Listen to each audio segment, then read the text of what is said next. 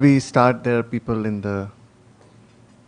You can bring your tea, coffee, whatever, I'm assuming.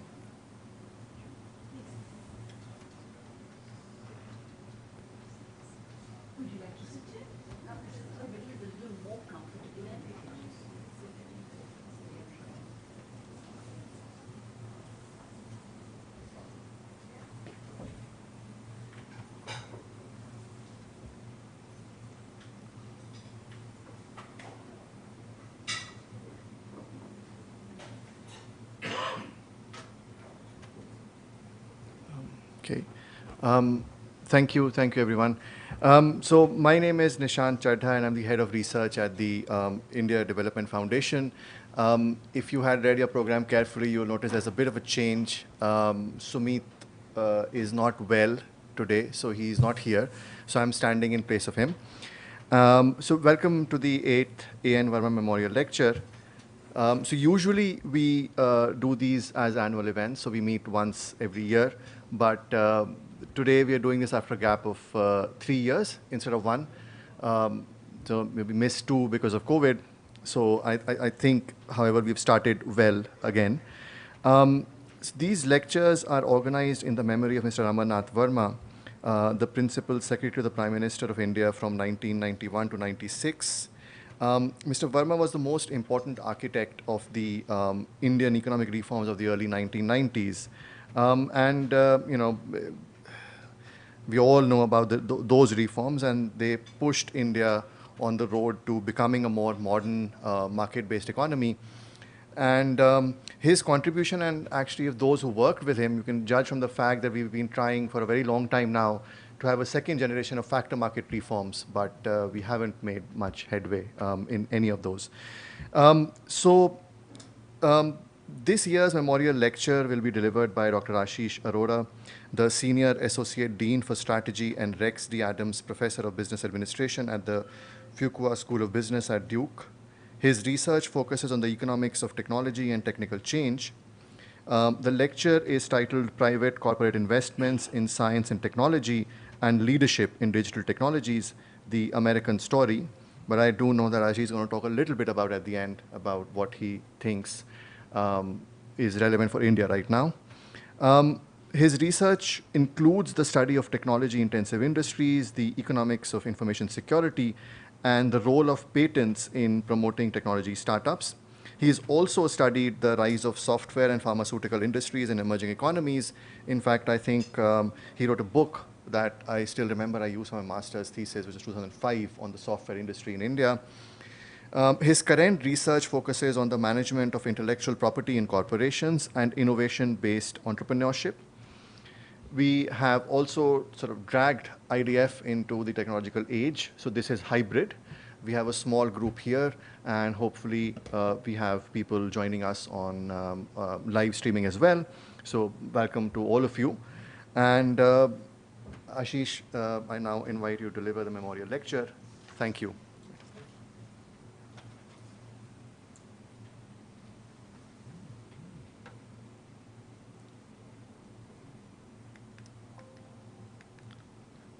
Thank you, Nishant, and good evening all. So what I'm going to talk about is sort of almost a decade-long project that my colleagues and I have been involved in. So these are some of the folks whose research I'm going to talk to you about. And the project is roughly how the American innovation system has evolved over the last 120 years. So it's as you can probably imagine, it happens in bits and pieces. Let me quickly tell you what we have learned so far, or how the system has evolved. If you look at the system today, it involves a complex symbiosis between universities. And to make it simple, you can think of the universities producing science. You can think of startups which try to experiment and find commercial uses for this science. and then the established incumbents that take what the startups have discovered, acquire them, and then scale it up. This is a somewhat simplified, but it's true in important respects. What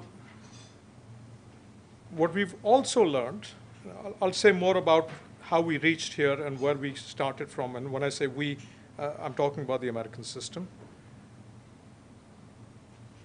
What we've also learned, at least I would say, speak for myself, is over the last couple of 2 or 3 years, the importance of the established firms in actually pushing forward not just applying the technology, but actually pushing forward the scientific and technical frontier. To put it somewhat more pointedly, I've now come to the view that we can't rely purely on startups or the entrepreneurial system to solve the major pressing societal problems, that we will need the industry leaders to make significant investments, not just in downstream development, but in the upstream research. So if you think about R&D, which often gets used as if it were a single term, it's actually R, research, and development. And the point I'm trying to make is that we need the American innovation ecosystem works well when the established industry leaders also invest in research, not just in development. And this is because the research that happens inside companies, particularly established companies, is different from that which happens in universities.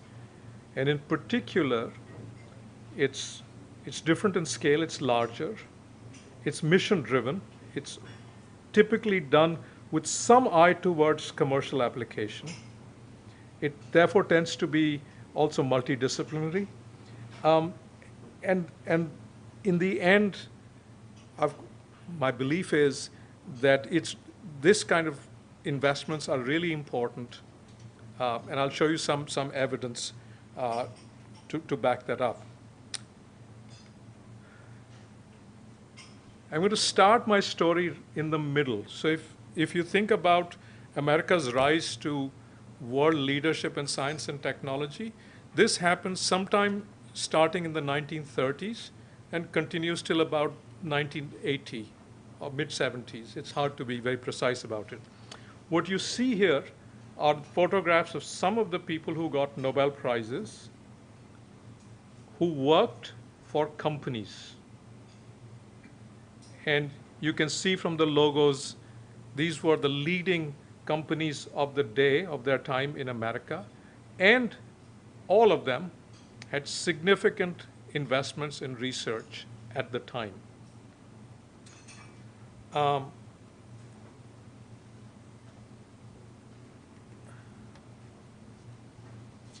Now, that's not how the American innovation ecosystem started. So if you go back to 1850 and you think about technically the most sophisticated enterprises of the time, which were the railroads, technically very complex, large, the railroad companies themselves did no R&D. And this was also true of steel or all the major industrial enterprises. So then you could ask, so where did they get their innovations from? Well, they got them from the outside, either from their own workforce or from independent inventors. So two quotes, you can see them, which exemplify two points. First, and I think this is of relevance to the discussions we were having just before the lecture. The first is that companies first started using science principally to solve production problems, to do quality control. So you see the quote here from Andrew Carnegie. The learned German chemist was there to do quality control on iron ore. The railroads similarly had chemists to determine what kinds of metal would work well for their track, which could bear the load. So that's one point. The second point is this, which is the quote from a gentleman called T.D. Lockwood, circa 1885. T.D. Lockwood was the head of what would become the R&D department for AT&T, i.e. the future Bell Labs. What he says is really interesting. He says it would never make any sense for us commercially to have an internal R&D group. But the role of the R&D group was to evaluate the technologies that were being offered to the telephone company for that company to use. So it was a kind of a way of being a better informed buyer. So those were the two major initial incentives for companies to invest in internal scientific capability.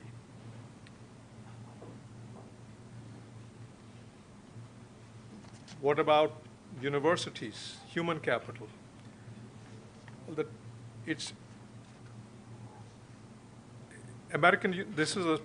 I've done some recent research on this. The American universities were pretty applied.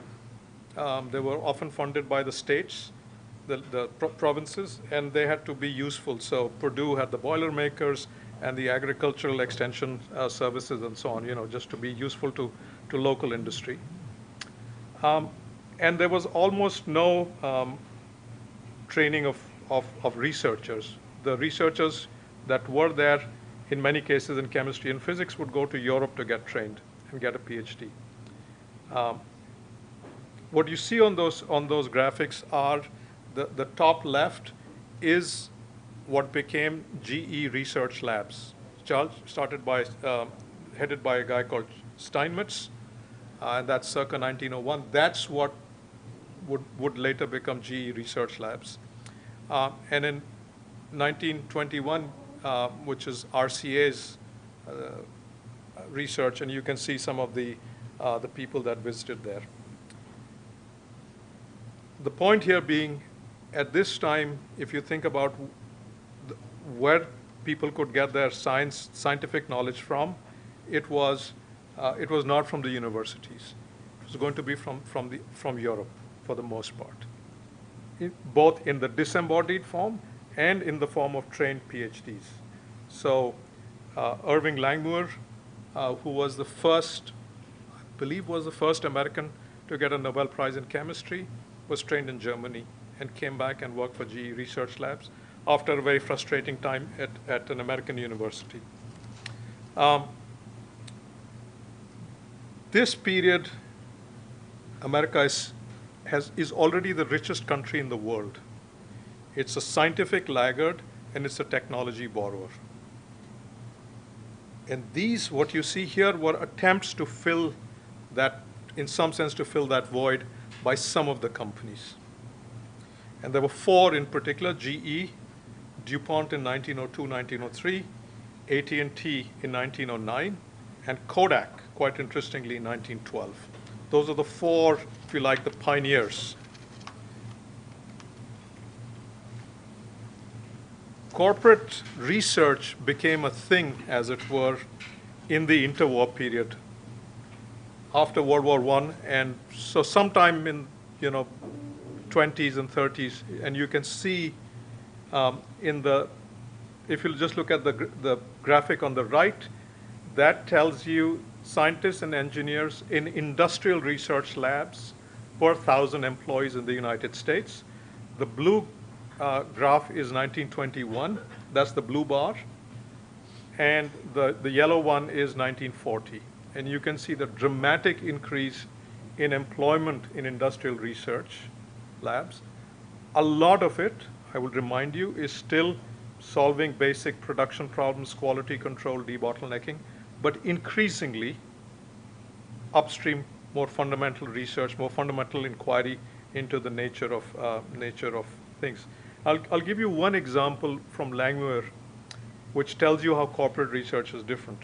So sometime in the 1910s, GE had two problems. One, they were facing competition from a bulb made in Germany, which did not require, which was not an incandescent. It was called the glower. It was not an incandescent bulb. Their own incandescent bulbs tended to blacken. And this was the big problem because that was the GE main product. The prevailing wisdom of the day was what you needed to do was to improve the vacuum inside the bulb because they thought this was an oxidation reaction. Langmuir, who was a surface chemist, thought differently, and he thought this was thermionic emissions. As the tungsten filament was heated, stuff was getting emitted and depositing on the walls of the bulb and causing the blackening. And his solution, therefore, was to fill it with an inert gas, which would prevent this blackening from happening. This was both commercially very important for GE and of tremendous scientific importance. To which he got the Nobel Prize for this work. This is what I mean by saying that industrial research is different from what happens in universities.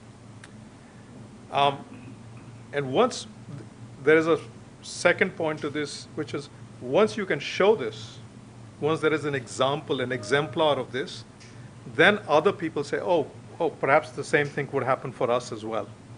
Just as you saw in the quote from Andrew Carnegie about employing a chemist to do quality control.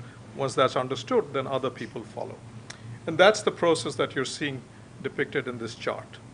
And just a quick word, what we've been doing, whoops, I beg your pardon. What we've been doing is the way it's difficult to measure these things at scale. We can do case studies, but what we've been doing is using publications produced by corporate scientists as an indicator of the level of scientific research inside companies. And that bar graph that that dotted line you can see is the level of publications, and you can see it's steadily increasing from 1914 up to 1940. And that dark line is patents. They are on different scales, so you should keep track of what's, it's not that they were producing that many more publications. The publication is on the right axis.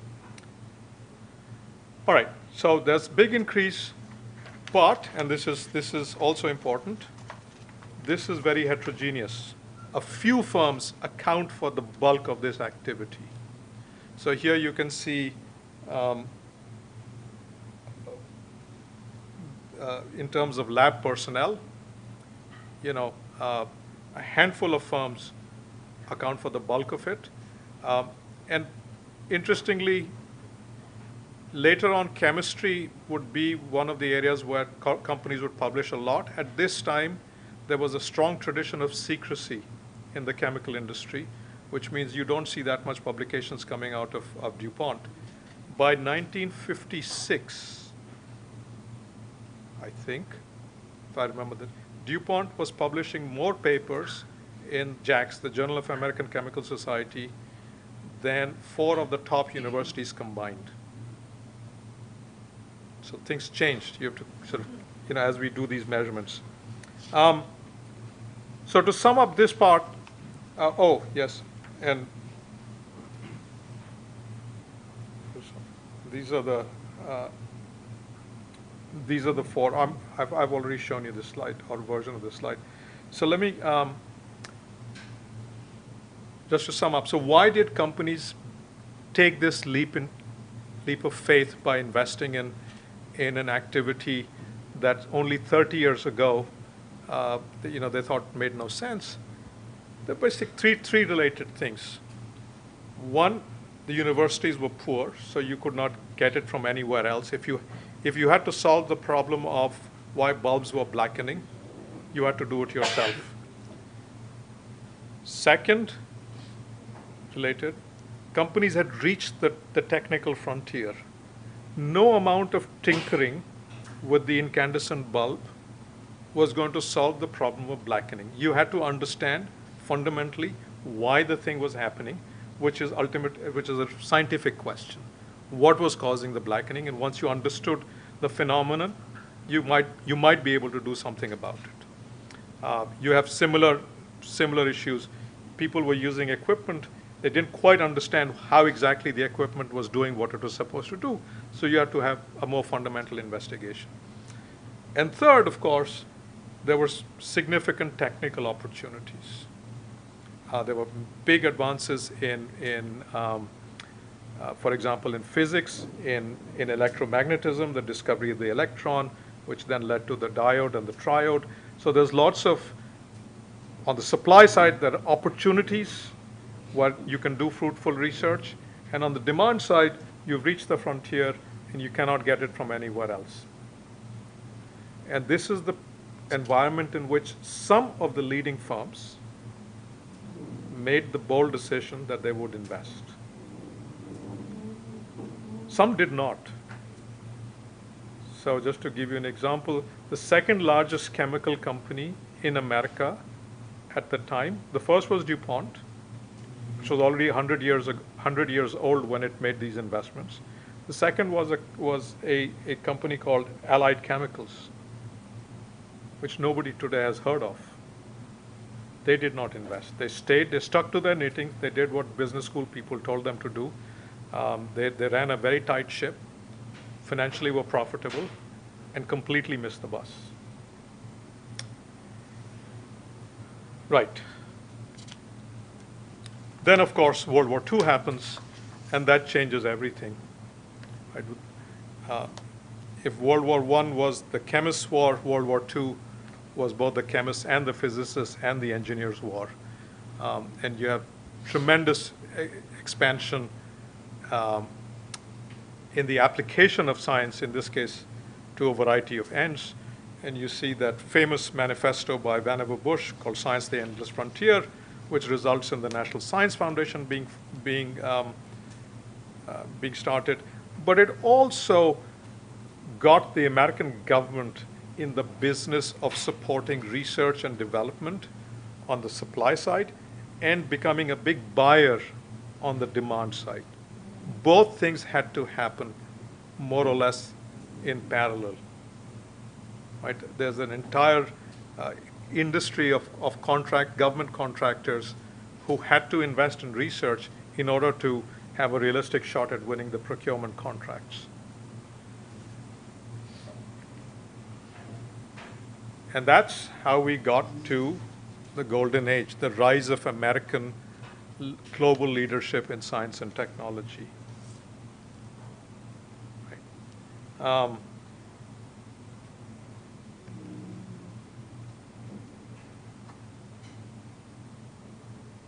That lasted till about, as I said, till about the 1980s, early 1980s.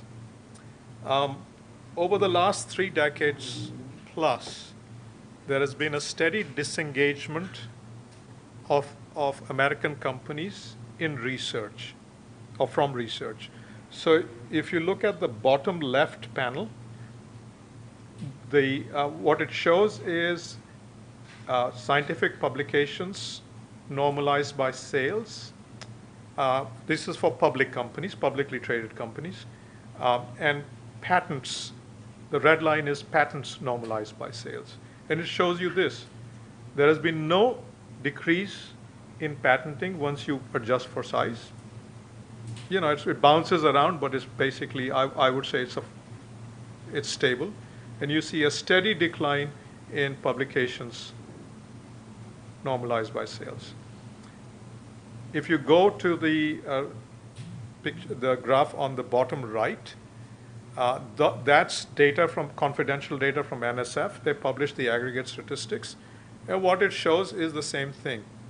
The share of basic and applied research in private R&D, so all private sector R&D, not just public firms, has steadily declined from its kind of a high value sometime in the 50s, 60s to about now. And you know, there's lots we can talk about in the data, but the high-level takeaway, both from here and from anecdotes, Bell Labs is no longer there, Xerox PARC is gone. You know, all the companies have withdrawn from research. And what it has been replaced by is what I started out with this talk initially, which is you have universities. The university sector has expanded tremendously over the post-war period. And now, increasingly, companies look to the universities to provide the basic scientific knowledge that they need to solve the problems. And they look to startups to try to apply it. So that's the division of labor that currently is seen in America.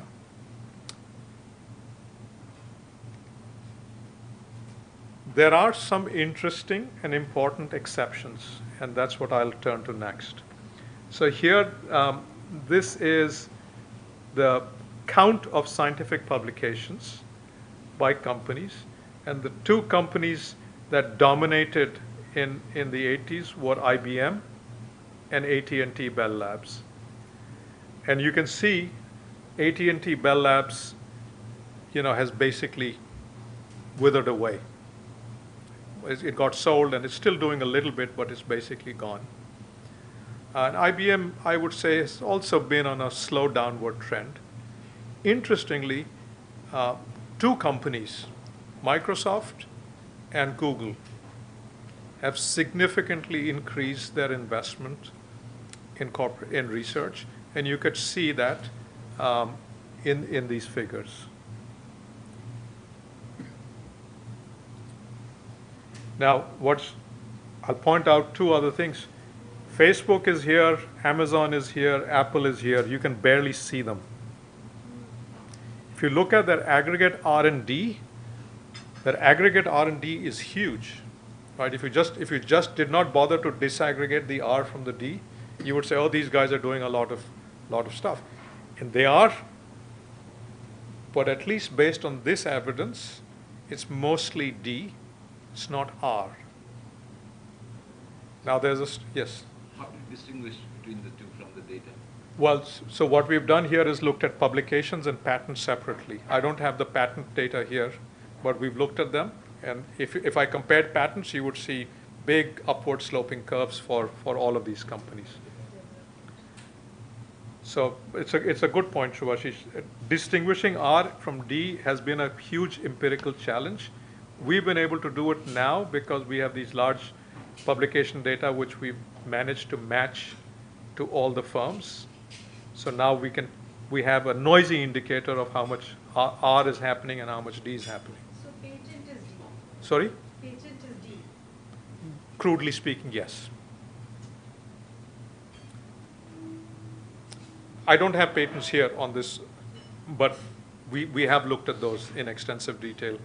In fact, there's a reference to a paper we published in the American Economic Review where we looked at this more systematically. So this comes to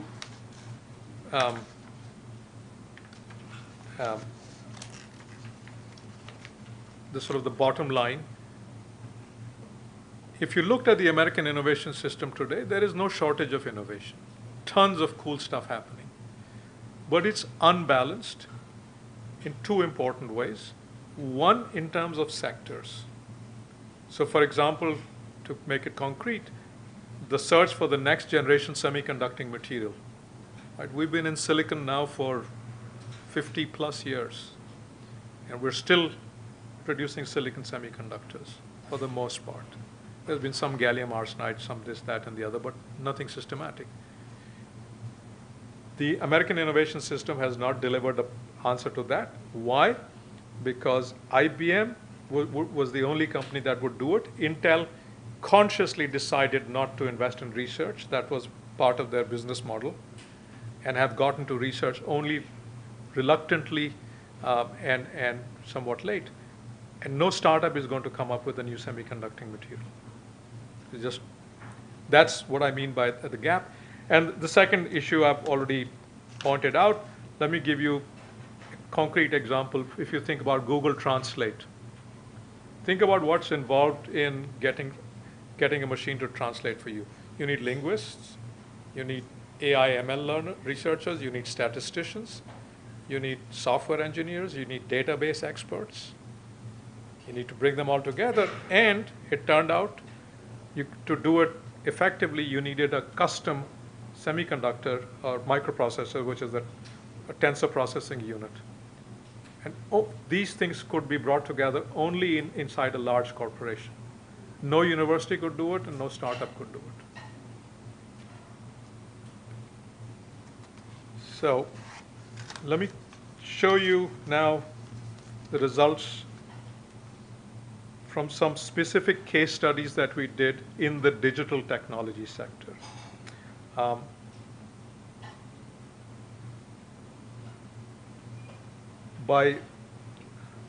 going to sort of suggest that this decline of corporations from research is related to the trends I'm going to show you, which is if you compare, for example, the United States to China, you can see the gap has been closing. None of these indicators is perfect in itself, but they all point in the same direction. If you look at scientific publications, and by the way, these are highly cited ones, so it's not a volume thing. This is like the top publications. You can see the gap is narrowing. If you look at STEM PhD production, which is the second one, you see the same trend. If you look at some kind of outcome indicators, or this is a different kind of input indicator, which is VC investment. Over about a 15-year period, VC investment grew tenfold. Right? So it's a much bigger pie, and while VC investment has done very well in America, it's now a much smaller share, slightly about half the share it used to have, and China's share has gone from 2% to 36%. And here's a different indicator, which is this is NSF data. There's the top 500 supercomputers, and you can see the same trend. As I said, there's no one indicator that one can use, but if you use a variety of indicators and they all point in the same direction, then there's greater confidence. There's no private corporate investment in China. That's right. There isn't. So this story is about the importance of corporate investment. Actually, mostly there isn't. Let me just show you some individual case studies on what companies are doing. So then the other thing we did was we looked at 4 specific sectors that were identified as national priorities by the White House Office of Science and Technology Policy. These 4 are quantum computing, AI, 5G, semiconductors, and also autonomous vehicles. Really quickly. So this is quantum computing. The first panel on the bottom left is publications. And one thing which is interesting here is if you look at the earlier period, and I put here corporate publications in the first column, and that green bar is pubs by MIT, just to provide some reference. So in the earlier part, you can see MIT alone produced more research than all the corporates put together. You go to the next part, which is the 2013-2020. Now you can see that if you, say, combine Microsoft and IBM and Google, they're producing a scientific output which is twice MIT's in quantum computing. Interestingly, when you look at patents, which is the second graphic bottom right, you can see that these companies that invest in the science are also those that are leading patentees, that are producing, if you think about as inventions, that they're producing that.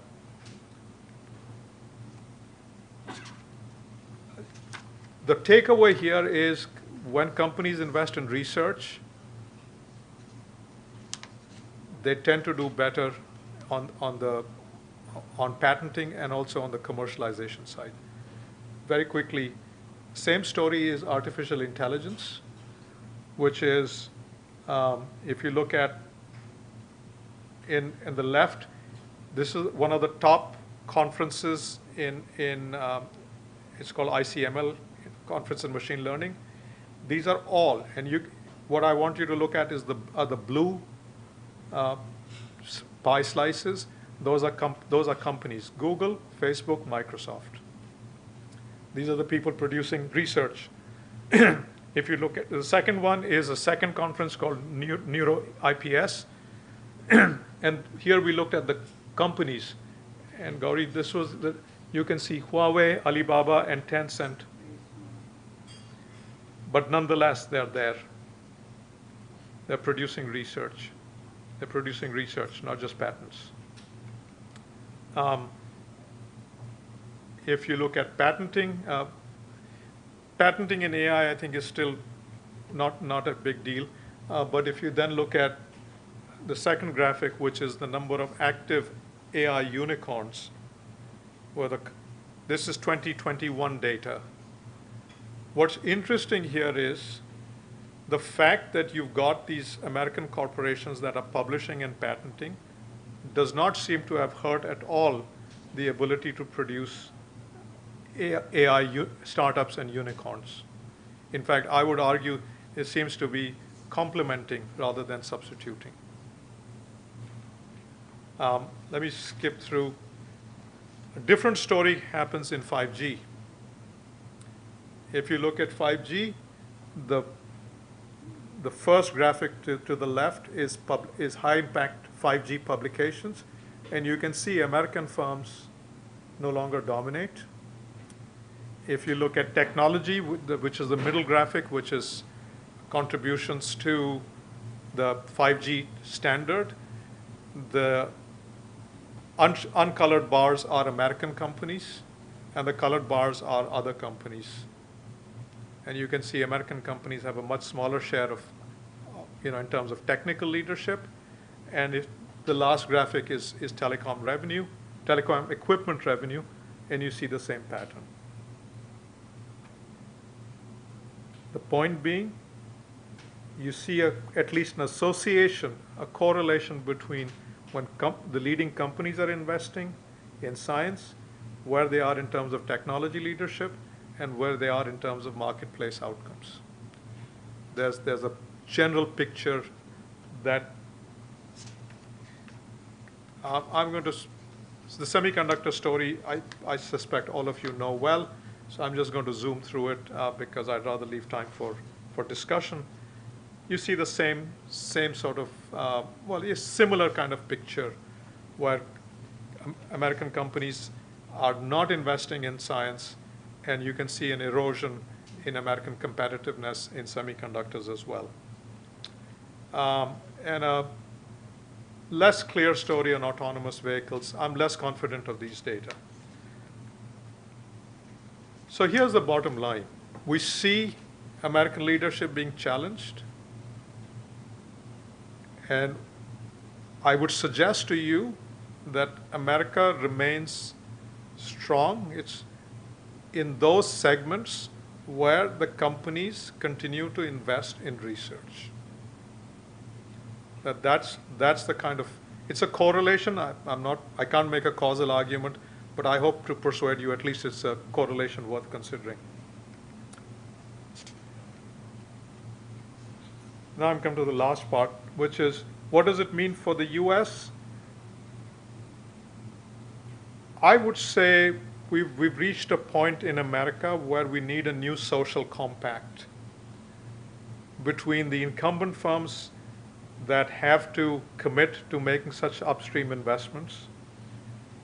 And what I would not to find a point on it, what it means is we should not lump, for example, Google and Amazon, or even Google and Facebook together. Whereas Google and Microsoft are producing research and pushing forward scientific frontiers, Apple, Amazon, and Facebook are not. In terms of what they're doing in the market, they may be very similar, but at least in terms of what they're doing on this side, it's very different. And this would be an implication of what I mean by a new social compact. We need to treat these firms differently. You know, what amazes me is Ericsson in the telecom. Right. It doesn't come into your. No, it is actually. You've got it here. Right. But it's not part of the US or the. This is correct. Thing. And they're into telecom equipment. Yes. Yep. Yeah. No, that's an important point. The story is deliberately simplified. We, you know. Now let me spend a couple of minutes thinking about what it might mean, what this story might mean for India. And here I'm calling it speculation because that's what it is. One, if you think about what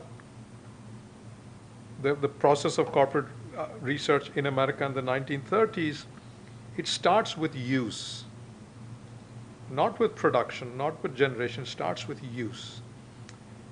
And you have to think about under what conditions would companies see it worth their while to invest in technology and research, first in adopting it and then later in generating it, as opposed to other forms of growth and profitability. And the comparison between DuPont and Allied Signal is instructive in this respect.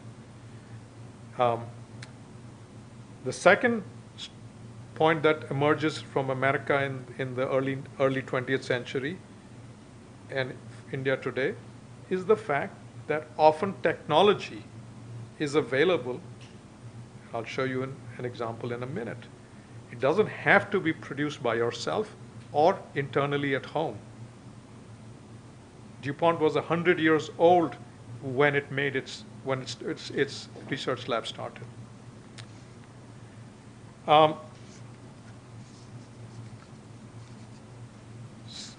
Everybody recognize this picture? It was a big deal 10 years ago, right? You ask yourself why. The internal combustion engine as a technology is about 150 years old when this car was produced.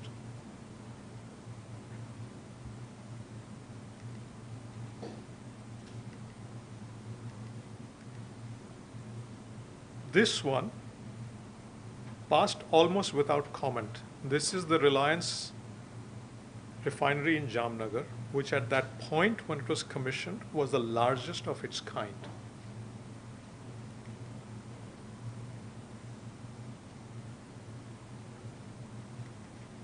What I want you to pay attention to is where the technology came from. Lots and lots of technology from all kinds of places. Oops. I don't know why it's going here. This is what I mean by we have to be able to, it starts with use, it starts with incentives of companies to invest first in using the technology and then trying to figure out how it works, trying to improve it. That's how the American system grew. And I believe it's a useful metaphor for thinking about Indian policy as well. Oops, that's my last slide. I guess if I had to conclude, I would say to what I've said, add one more thing or a couple more things. We should not be afraid of size, but we should of company size, because the incentives of companies to invest in using technology are going to be related to the scale of operations, in part because of a very simple thing. If you can reduce your cost of production by 1 cent per kilogram, it depends on how many kilograms you're producing. So unless you're producing a large number of kilograms, it's not going to be worth your while. But the second thing is that we have to think not just about the demand side. We have to think about the supply side. Not just about the supply side, but also about the demand side. Is under what conditions, what are the conditions for companies to want to create such capability? And the last thing I would say, which to some extent is throughout, is we can talk as an economist. I was taught to think about comparative advantage of countries.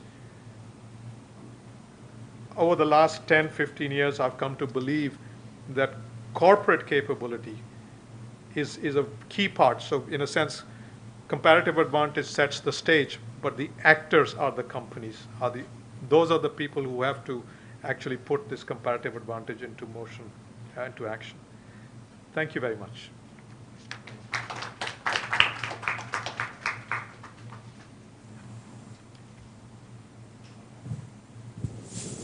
Thank you, Ashish. We are now going to open up for discussion. Sure. Anybody should want to ask a question, this is the time, but please use the mic because remember this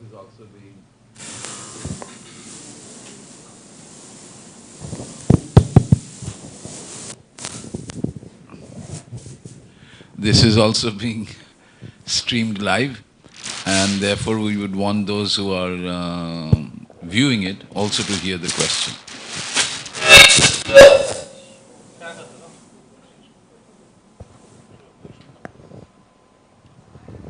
Yes, please. Could you please use a mic?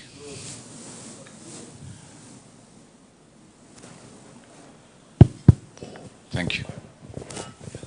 So as a layperson relatively, quite absolutely actually, bioeconomy, what do you mean by it and why is it not a priority in the States? So what do you mean by bioeconomy? I think you mentioned that as not being a priority in one of the sectors that are priorities. Oh, I'm sorry, it is. It's just that we didn't study it. Oh, I see. It was not ticked. Yes, So I wasn't but sure. so absolutely biopreparedness. Yes, so these were priorities from a national strategic point of view, and bio was absolutely one of them, particularly in view of the pandemic. Yes, and I think for future Right. directions. Yes, it was. It's just that for this particular set of case studies, we didn't study it. Okay, thank you.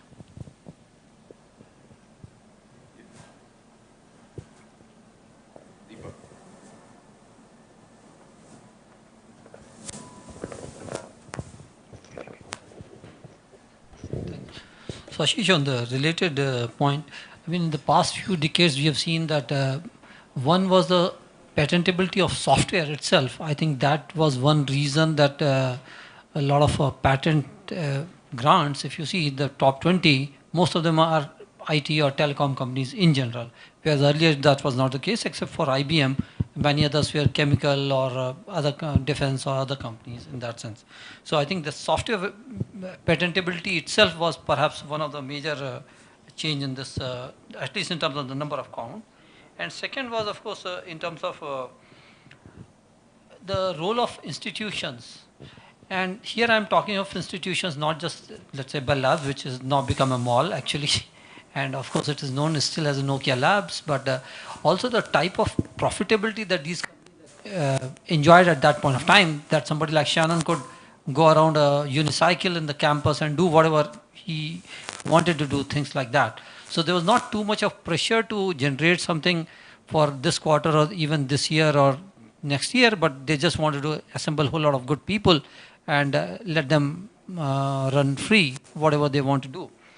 But beyond that, if you see role of institutions as, let's say, whether it was American Institute of Steel, I mean, those role of standards in that sense. So, or whether it was organizations like IEEE, etc. And many of these institutions, if you see, they have their genesis within the US itself. Of course, they have become global organizations overall, but many of these standards actually developed within the US, and that's something I just want to check your comments on the role of these type of institutions. Thank you. Those are great points. I'll take them in order. Yes, so patentability of software there's been sort of a rise, and now since Alice, the Supreme Court judgment and Alice and others, there's been a decline. I think it's a complicated issue. Software patenting, complicated issues. Okay, yeah. The second point you made was very interesting, and I think it's worth thinking about. On the one hand, it's absolutely the case that the fact that Bell Labs that AT&T was a regulated monopoly and was profitable meant that it could take a much longer time horizon. It didn't have to worry about short-term profitability. But I think it's an intriguing question about when this kind of um, relief from competition, if you like, would lead companies to actually invest versus just sit on their laurels. J.R. Hicks famously said that the best thing about monopolists is the quiet life. And having grown up in India, we certainly have plenty of examples of that, of the quiet companies enjoying the quiet life of a monopolist, right? Just look at the automobiles. When I grew up, it was Fiats and Ambassadors, and then right towards the end, there was the Maruti. And you could ask, what prevented the car companies from investing and improving the technology? And it's they had the cushion provided, and I think that therein lies the interesting policy challenge is how can you enter a social compact with the leading firms which says, okay, we will provide some sort of policy forbearance, but in return you have to do something. And that something will be different based on the level of development of the country. So in America, it means you have frontiers of science. In India, it might mean something. And the last point that you made was about these institutions.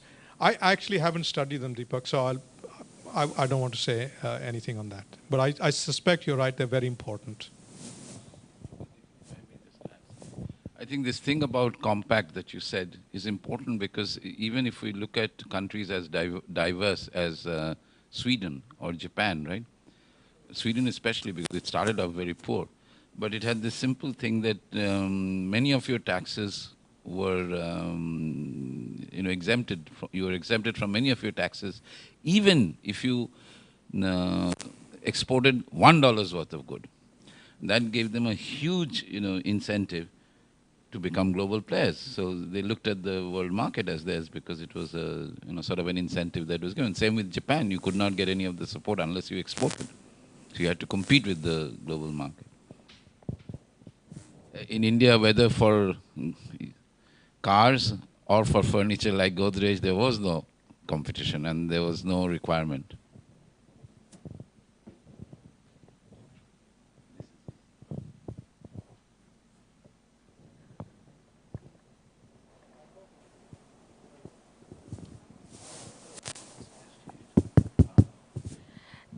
Yeah. So a point for clarity. As R&D has gone up in corporations, has it sort of remained static with the universities or has it diminished? And the corollary is there any relevance to wanting to push the universities into sort of a better thing, or is it okay if, is it sort of agnostic? Are we agnostic about where research happens? Thank you. So what you can see, I don't have the chart here, but we have the data. You can see that since the 1980s, university publication activity has gone up sharply, and corporate publication activity has actually declined once you normalize for the base.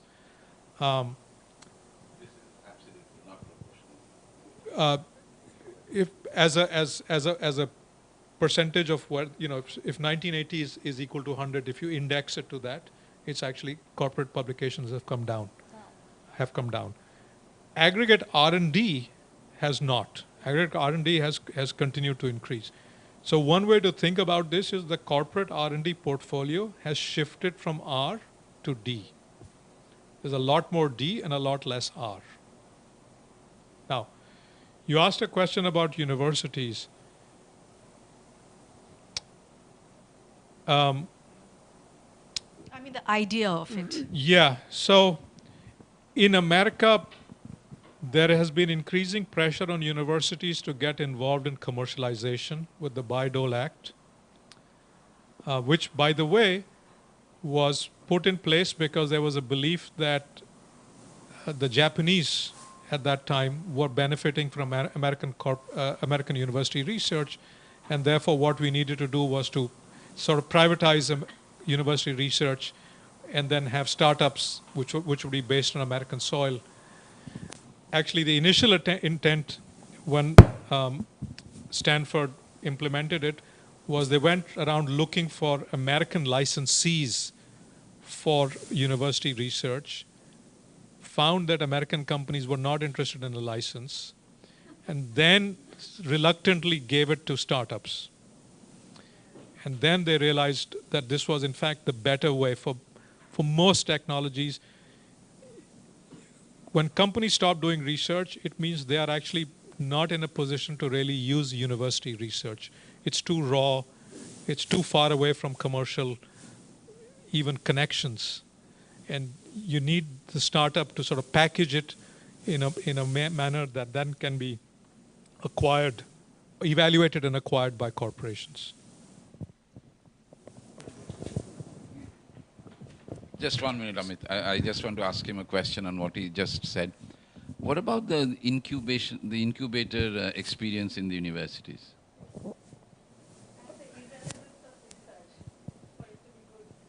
So,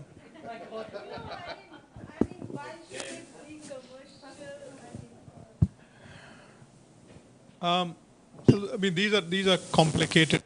So yeah, I mean, there's every university has, or most universities have incubators. For the most part, I don't think they do any harm. But none of them have been successful. Yes. So part of the problem is people are trying to replicate Silicon Valley, which is for the most part not a sensible thing to do. I did my PhD at Stanford, and now I'm at Duke, which is home to the Research Triangle Park, which was explicitly set up with that view. It's been useful for many things, but it's not really, the Research Triangle Park is not a great place for startups or any of that kind of stuff. There's sort of general equilibrium. We have startups. In between, I was in Pittsburgh for 17 years. We had a great computer science department, robotics, lots of startups. People would do it and then leave. You know, they would take their startup and move to the Valley or to Boston. And that may, in fact, be the efficient thing from a societal point of view. Why do you want to replicate this system in so many places?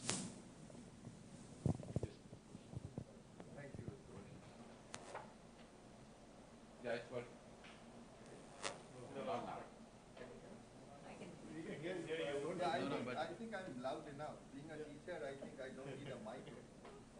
If you want, I would stand up because we have to teach that.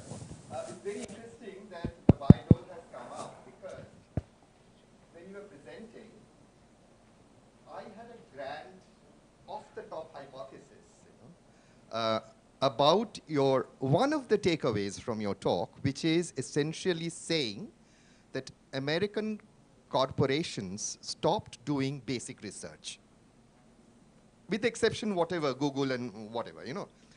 And that is, I believe, irrespective of the sector, or are you looking at only IT here?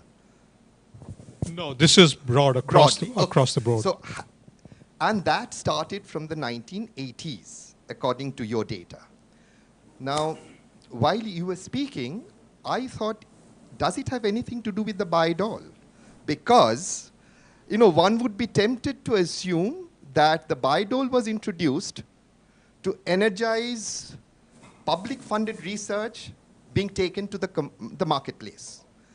And given that the Bayh-Dole possibly provided hope among the corporates, you know, this is a wild guess, you know, I'm just being a devil's advocate. Very, very sort of optimistic, kind of a futuristic scenario where corporates were possibly thinking, why should we replicate basic science when it's being done in the universities. And Bidol is there, that's an institution. I mean, somebody did talk about institution. And we would be able to tap that and do the D part of it. So how would you respond to this kind of a... No, in fact, that's the sort of hypothesis I started out with when I first started studying this phenomenon. And my view was a lot rosier than what you saw today, partly because I was indoctrinated as an economist. So with Adam Smith, you get a division of labor, and you say, look, why do we have one organization that's tasked with doing production and manufacturing, and we want the same organization to also manage a very complicated activity like research? It's more efficient to let research happen in a different organizational setting like a university. This is efficient, and then we need to form the connection, and the startups form that connection, more or less, and licensing and so on and so forth. I've come to be less sanguine, as you saw today, because I think for two reasons, so I'm repeating. One, the current system neglects certain types of problems that universities, research, and startups will more naturally attack. So let's look at the stunning success story, which is biomedical, right? You have a disease, you identify that, you find the mechanism, you identify what the receptor is, you try to find a molecule that fits the receptor, and we've done this pretty well in America. Right? We've figured this out. We figured out how to do this. Where have we not worked? You think about clean tech, new materials. I talked about the next generation semiconducting material. Those are the kinds of problems that don't get addressed easily in a university setting, because people work on individual parts of problems. We would not have developed the transistor outside of a corporate like Bell Labs, because you needed a host of capabilities, engineers, physicists, chemists to understand surface phenomenon. You just couldn't, we have been trying and preaching multidisciplinarity and interdisciplinarity at universities for the last 30 years. It does not get you tenure. And it does not get you research grants. It's just really, really hard. And I would not advise my students to do any of that kind of stuff. You say, look, here's what you need to do to succeed in your career.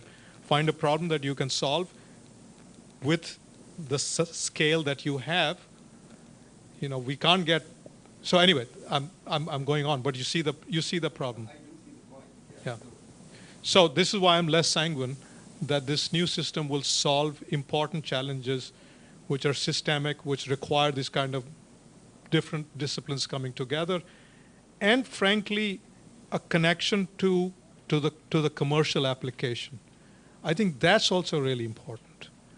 So there's a emerging amount of evidence. There's a nice study which went something like this. This guy looked at the same discovery, one from a corporate lab and one from a university lab, published in the same journal. Okay? And then he said, okay, which discovery gets picked up? And the way he measured it was by looking at patents and says, okay, when patents are referencing a paper, which paper do they reference? Overwhelmingly, the corporate lab paper. He said, why? The same discovery. He talked, and he said, look, university research is often done with unusual equipment. It's not standard equipment. They're often quick to run into publications, so the incentives are different. Corporate scientists are paid to produce true results. University scientists are often paid to or rewarded for producing novel results. Knowledge transfer is an issue, but patenting is not the only channel of knowledge transfer. No. This was just a way to measure, and this was confirmed by the interviews. He did some 15 interviews with people who were using the science to say, okay, where do you go for the science? And Amgen scientists did a study, and they found something like a third to a half of the papers produced by universities could not be replicated. This is biomedical research. You know, right? But the point being, corporate research is different, and we lose something important when we lose it. So I have a question related to data source about the publications. So we know that Science Citation Index started in 1950s. So you produce some data before 1950s. So where did you get the data? So actually now you have two data sources. There's some Microsoft Academic Graph went back. I want to say went back into the late 19th century, and now there's a company called. We've got a data set from something called Dimensions, because Microsoft Academic Graph has been discontinued. They're no longer going to update it. So yeah, but data are not the problem. Dealing with them is now the problem. How? Because to make it useful, you have to match them to things that we're interested in. I'm interested in companies. So I have to figure out who published this and where was this person employed when they, were they working for a company, which company, name changes happen. It's several graduate student lifetimes were spent on, fortunately not mine, was spent on making this work. Paul Romer. So I have another question. Paul Romer, an economist, actually said that it is misleading to think that data are the scarce resource in economics. So I have another question related to, you are talking about private corporate spending, and also there are private universities in India. So they are also filing many patents in the Indian Patent Office. Most of them might be that biodata patents and not being commercialized. So what do comments on the private universities in USA? Oh, we filed for patents, absolutely. The university licensing offices are run as cost centers, so they're very. For example, Stanford will not file a patent unless they found a licensee for it. Duke is not quite as rigid, but there's a lot of quality control because it's expensive. A patent will cost you about $35,000 by the time you're done to get one patent.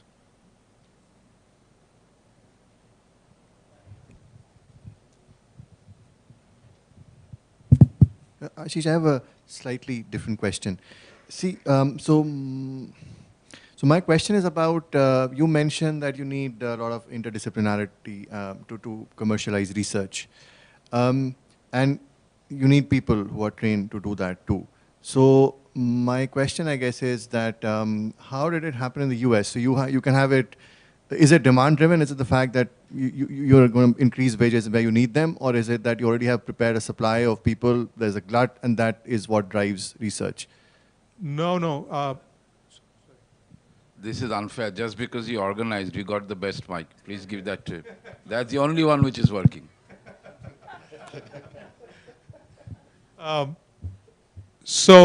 Wow, this is great. This is a great question. So, for example, Steinmetz, I'll give you who started GE Labs. Sorry, Langmuir, who got the Nobel Prize. He first came back and got a job at the Stevens Institute of Technology, and was miserable because he said, "Look, the students are not interested. He was very poorly paid." And he had no facilities for research. GE hired him away, invested a lot in him. So it wasn't cheap. Carothers, who discovered nylon, was at Harvard. DuPont more than doubled his salary or trebled his salary to get him. There's a famous, interesting case of DuPont was trying to figure out how to produce synthetic dyes. They tried and they couldn't get it. So they needed to get experienced German chemists. So they managed to attract some people who were working for a competing German firm. The German firm came to know of it. So when these people landed at the New York docks, they had informed the police, and the police promptly arrested these people. Because this was trade secret, the violation of trade secrets. Andrew Mellon, by the way, and these guys were promised 6 times their salary to come to America. Andrew Mellon, this is irrelevant, but it's a fun anecdote, who was then the Treasury Secretary, forced the Swiss company where these people worked to give up its claim and threatened to cut off their access to the American market if they did not do it. So this is 301 in reverse.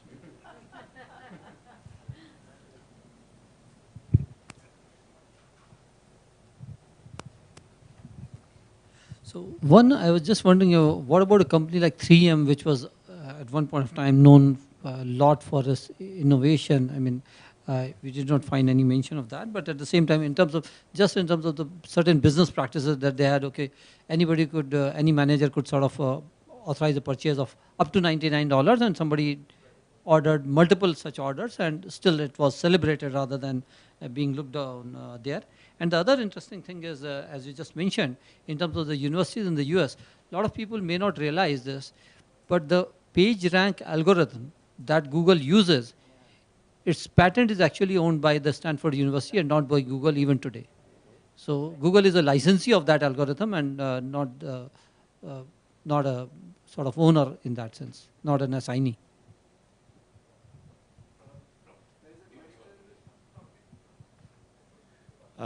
Thank you. That was fascinating, and I have to go and look at all of your work. The reason I'm so fascinated is that I represent a private university, Ashoka, where we are investing a lot in science, and I don't have a question per se, but I'm just thinking aloud and would love your reactions. So if you're setting up a new private university, and you know all of this, what would you do differently? And I'll tell you some of the learnings I've had, and tell me if it makes sense. One is this multidisciplinary point is completely right. I've done a PhD myself many years ago in the US, so I know the siloization that you're talking about.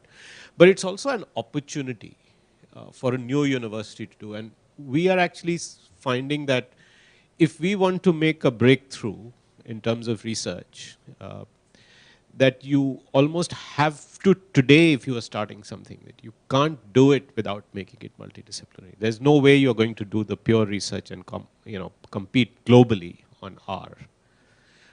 So that's one thing we've come to. The second is that there does seem to be a real dearth of talent in India, and people don't seem to be coming back in the same way that they came back or moved to the US in those early years of the 20th century. So we are doing our best. We are creating environments and so on. But given that you have a very limited amount of talent, for whatever reason, and I may be wrong there, as a country, I feel like we've fragmented that talent between a TIFR and an NCBS and a ICTS and a IISC. And so ultimately that critical mass is missing, which is why as a country, in one location, I think physical co-location is still important. So one hypothesis is that we really need to bring high quality people under one roof as a corollary to the multidisciplinary point, but to also have some minimum scale if you want to make a difference. So that's the kind of second hypothesis that we are working with. The third, which has been very fascinating, is this whole idea of the corporate investment. So corporates are not really investing in R&D in India. But what we now find is that thanks to 2% CSR in India as well as our ability to shame them into giving us money, or at least giving the private, the high net worth individuals, we are getting them to fund the centers and try and create opportunities to bring corporate-like mission-driven R&D onto the campus, which I saw examples of when I was doing my PhD in the US, but you're right. I mean, it's still very academic. So those are the kind of the three things that we are trying to do to, and I feel it resonates with the stuff you've said, but I don't know if you're on the right track or not.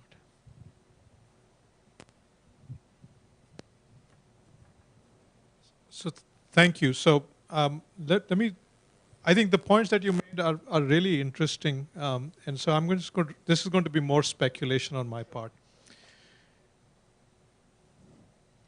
So first on multidisciplinarity, the reason the disciplinarity business works is because there is a kind of a way to judge quality, right? So if somebody is a great economist, well, we say, okay, are you publishing in these places?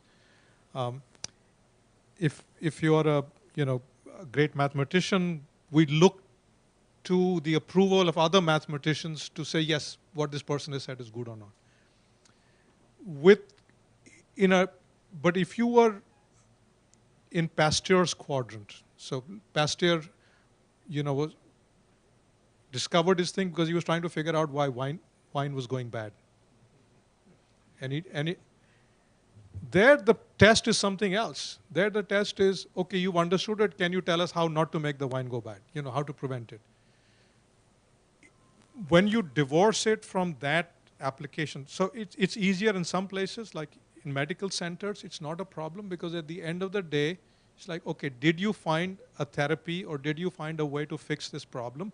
And we see it because the patients are coming into the medical centers and you can try out your stuff.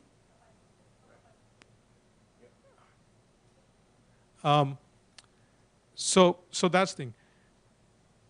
From a specific point of view of the university, what we need, what I think, actually I have the opposite view as yours. I think the problem or not the problem, what struck me about the American system was the intense competition at the university level. We're always competing to recruit faculty. We're competing for students. You cannot believe how much time we spend strategizing of how we are going to beat our peers to land the graduate students we want. And then on the flip side, we are then competing for resources to make all of this possible. My limited understanding of the Indian university system is that there is no such competition. And this makes it hard. So you can set up these centers of excellence, but to sustain it, you need that goad of competition. You need to be benchmarking yourself all the time. And you need to have resources that follow those benchmarks. So we compete for ranking because we know that's where the students look at when they come. If you don't have that market-based system, I think you can create these islands of excellence, but that's what they will remain.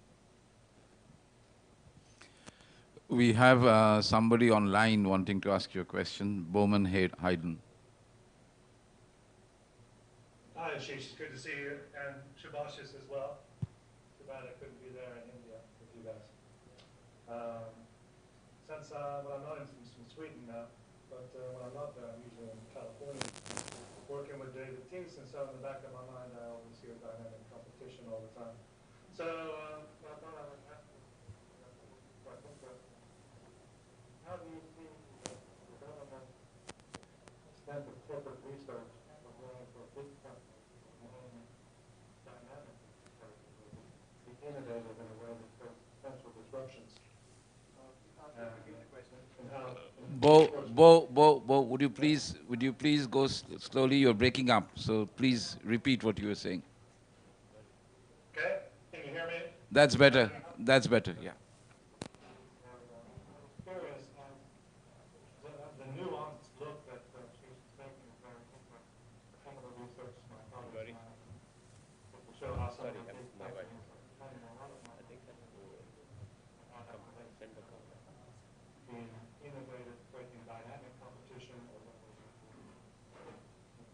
having a static competitive Bo, you're American, not Swedish. Louder. louder, okay. Right. Sorry.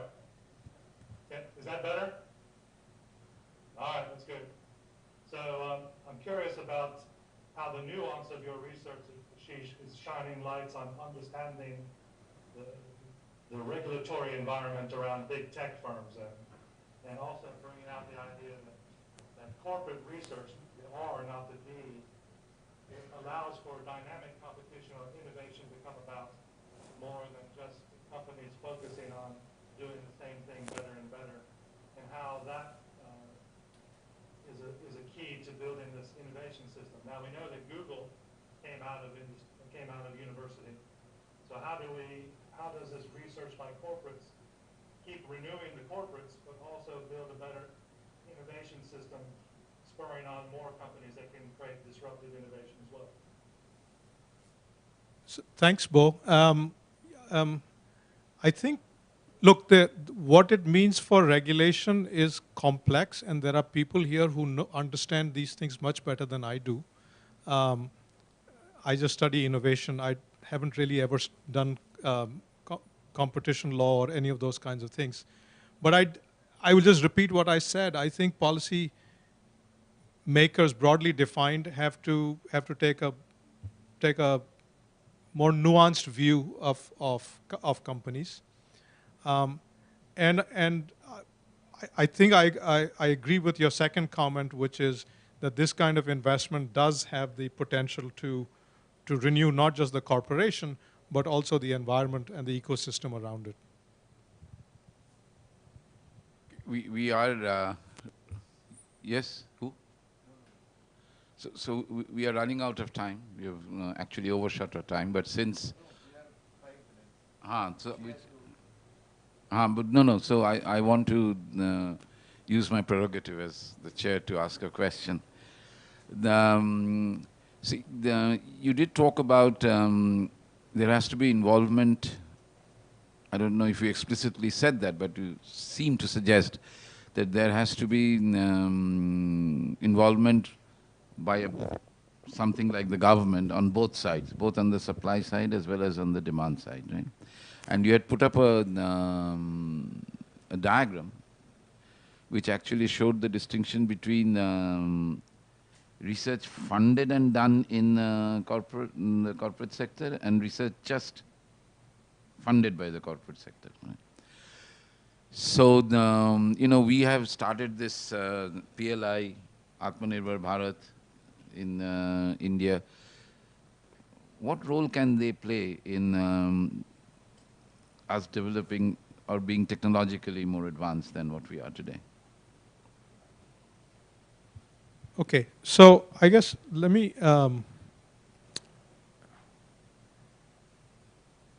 what I wanted to say was that when we typically think about science and technology policies, they tend to be supply side. Let's give more money to some R&D, let's create a new institute, let's maybe produce more PhDs. I think that's absolutely right, and we need that. What I wanted to stress was that we often lose sight of the demand side, that you can take a horse to the water, but you can't make him drink. And a lot of policy making has been about taking the horse to the water and not thinking about what would make the horse drink. I think what we need are demand side policies. So for example, one example of a demand side policy is what happened with COVID, the COVID vaccine. America said, if you can produce a satisfactory vaccine, we will buy so much of it. We guarantee you the demand, right? But it has to, then you have to set standards and it has to clear those standards. A lot of defense procurement happens in that. You set exacting technical standards and you say, if you can meet those, we will buy at this price. The price is set. And this is a different form of incentivizing companies to create those capabilities. And you can now have a dynamic system where to even get to the competition, you have to show your capability, scientific capability. So I'm not saying supply side is not important. I'm simply saying a lot of, when you think of the Ministry of Science and Technology, they are there to do the supply side. And we forget how important it is to have the demand side built into the system to provide the competition, to provide the incentive, to do all of those kinds of things, to upgrade, and to get, in the first instance, to get companies to use technology and reach the frontier, and then start thinking about, developing their own technology. The good thing is that this same argument was made in IDF by Dr. Mashelkar about how we need the government to come up and say that if you do this, he was talking about the batteries that are needed for solar and wind and all of that. That why can't we get there? Well, the government has to make that commitment that if you meet certain specifications, then the government will buy or will ensure that there is demand. And today in the defense sector, that's precisely what is being discussed. So hopefully we will get there, because if one starts rolling, maybe the rest will also start rolling. Thank you very much, Ashish. It has been a most interesting discussion. It is very topical for us, very, very topical for us. Pramod raised those issues which were, no, but he raised the important issues before he left. So that was good. And these are the things that we are thinking of all the time, right? And I do know that multidisciplinary research is very difficult to get in a university. Very difficult to get in IDF, forget about getting in a university. So thank you very much. Thank you all. I'll now hand it over to Shoma.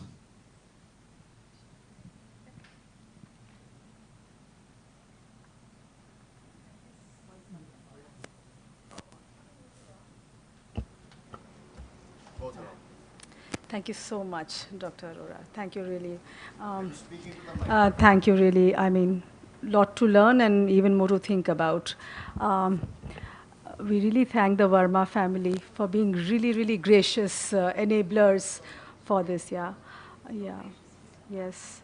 And we miss Mrs. Verma. She used to, yeah. Thank you, Nandini. Thank you, Gauri. Really, thank you. Yes. And our very own Subhashish for doing a very easy thing today, because there were very many questions and answers. You didn't have to do much, did you? And how do we describe this? So thank you to the offline audiences, and thank you to the online audiences. And we hope to see you for the 9th Burma lecture. Yes, thank you.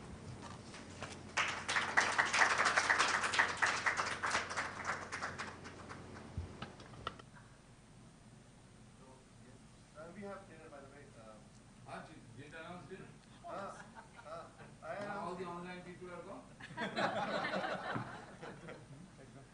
Not feel too bad.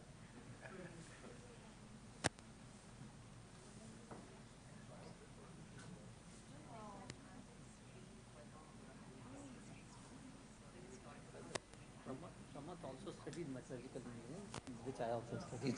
Oh, Both of us studied.